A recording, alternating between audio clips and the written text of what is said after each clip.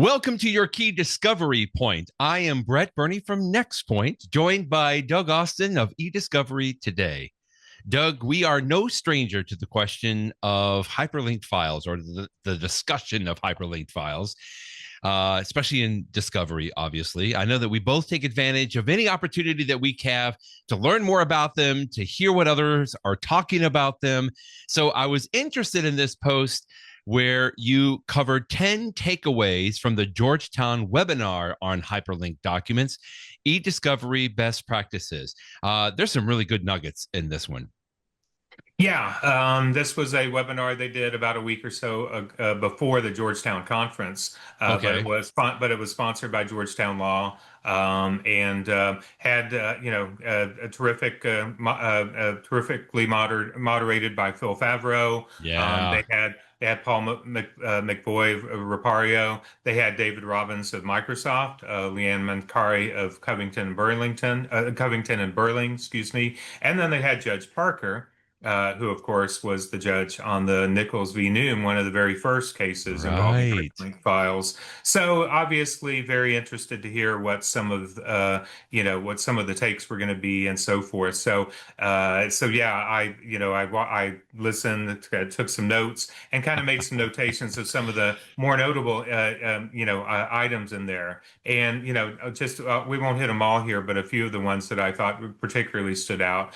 One is David Robbins of Microsoft said, maybe using the term cloud attachments wasn't the best idea by Microsoft, which is interesting and then he kind of pretty much disavowed. I had nothing to do with naming them cloud Not attachments, me. which I thought was interesting.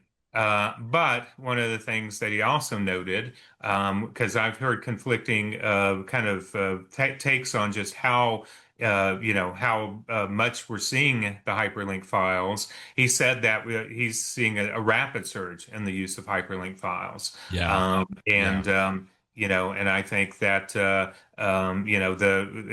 for example, Teams only use hyperlink files, so they don't really have the traditional attachments. And then McBoy, kind of used some stats he said he got from ChatGPT, but still. I basically cross-checked against the Internet Minute infographic I did a couple of years ago, and basically said 76 billion emails per day with some sort of attachment, and by 2030, as much as half of those would have links as opposed to embedded attachments. So that'd be 38 billion files a day. So it's definitely a Wow. growing problem or a growing challenge, and certainly one that has to be addressed from a discovery standpoint.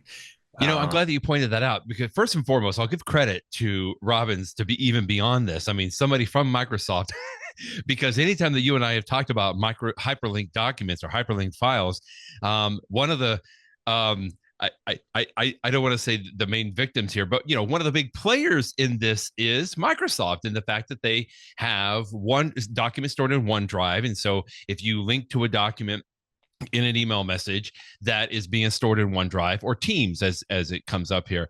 And it is funny that he mentions the cloud attachments. I remember, well, it's only been about a year, maybe a couple of years, Doug, when we first started talking about this topic, we called them modern attachments, right? To differentiate between traditional attachments. Then I think much thanks to you, frankly, in the industry, Doug, we've kind of landed on this hyperlinked files as like the best way to maybe describe them. But if you go into Microsoft's documentation, like their help files in their eDiscovery and Microsoft Purview, they still use that phrase cloud attachments, which, now I've kind of feel like that's a little fallen out of disfavor. So that was interesting that Robin sort of disavowed it. It's like, hey, don't shoot the messenger here. I just worked there. I didn't come up with the name, but it's just been interesting to kind of see this trajectory of the history of the way already just in the fact of the last year and 2 years that we've seen the different ways that we apply this term, or the different ways that we reference what we're talking about today as hyperlinked files. Yeah, absolutely. And it will be interesting to see if Microsoft changes the nomenclature at some point Right. and decides to, move away from the cloud attachment term. Another thing that I thought that David Robbins pointed out that was, really that I hadn't really heard anybody point out before is, hyperlink files being more secure because, the file's out there and you can always cut off access Right. if you need it, as opposed to sending out a traditional attachment. Once it's out there, and you can't really do anything about getting it back per se. And I mean, you could recall an email right after you send it, but other than that, it's out there. So to me, that's one of the Mm, things that I think also bodes to seeing even more hyperlink files is the security considerations. great point. Judge Parker's takes I thought were interesting because she really, she didn't talk specifically about Nichols v. Noon, nor would I've expected her to, but she talked about, the fact that, with this whole discussion about versions and contemporaneous version and so forth, she sees it a lot as the versions being the drafts of the same document and the drafts maybe not always necessarily being that relevant. And then one of the things Yeah. she also talked about is the importance of the communication and really kind of the discussion between the parties. And I think that's one of the things she's really tried to kind of illustrate or well tried to she illustrated during the discussion. And I think she emphasized the importance of cooperation and communication and an iterative approach to the issue. Not necessarily it's got to be an all or nothing with regards to the all hyperlink files, but really negotiating and working, with opposing parties to determine which ones are the most important and focus your efforts there. Which is definitely it seems like more cases are kind of pushing that direction. So. Good stuff there. I also kind of like this one place. I think this was McVoy. I'm sorry. This was Paul McVoy from Repario Data. I liked how he said my two most unfavorite words are all and none. And I think maybe Right. kind of underscoring a little bit of what you were just saying there. When someone comes and says you have to produce all of the hyperlink files or none of the hyperlink files, he goes, Yeah. that's a red flag. Like, that's not being productive at all. And I think that also fits in along the lines of what Judge Parker was talking about, referencing Federal Rule Civil Procedure Rule 1, to secure the just, speedy, and inexpensive determination of the action. In other words, it's just not being productive when you're doing that. And again, I understand being an advocate for your client, but it's not going to be as helpful here when we're talking about something that it's still confusing and a little frustrating today with hyperlink files.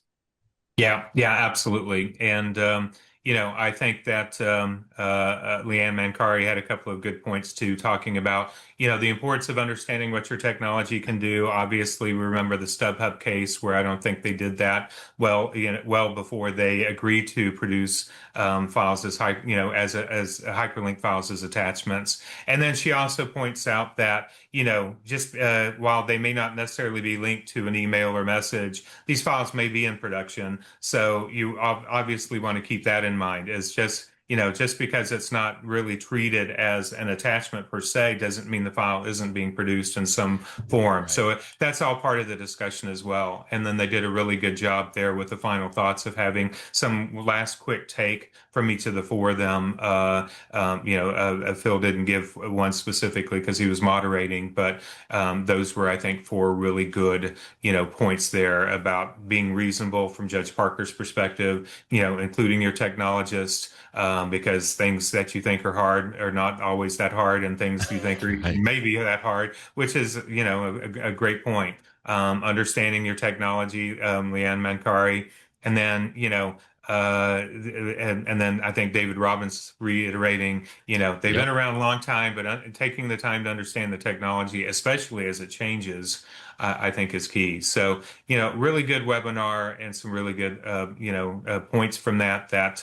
And obviously, I'm to try to make a note that my quotes are approximations, might be paraphrased, because I mean, I Right. wasn't sitting there, writing word for word everything they said, but I think I got the gist of it. And I thought it was a very good webinar to discuss the issues. And just like all other hyperlink files webinars, I've been, either participating in or attended or what have you. Lots of participation from the audience in terms of Yeah. questions and what have you. Definitely still a very hot issue.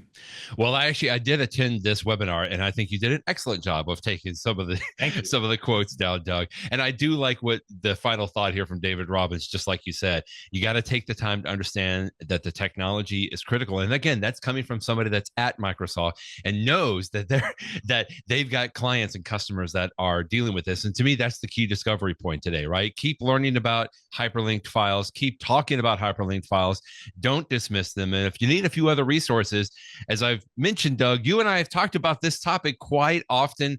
We've got a great blog post at nextpoint.com that I'll make sure it's in the show notes, where one of my colleagues has put together, I think, at least 4 of our past key discovery videos where we've gone through and talked about this and just, really hitting upon some of the points that you've brought up in some of your posts, Doug. And, again, it would just be helpful if somebody wanted to get a little bit more background on exactly what we're talking about. We'll make sure we have both of those links in there. Thanks again, as always, Doug, for your time, and we'll talk with you next time. All right. Thanks, Brett. Thanks, everybody.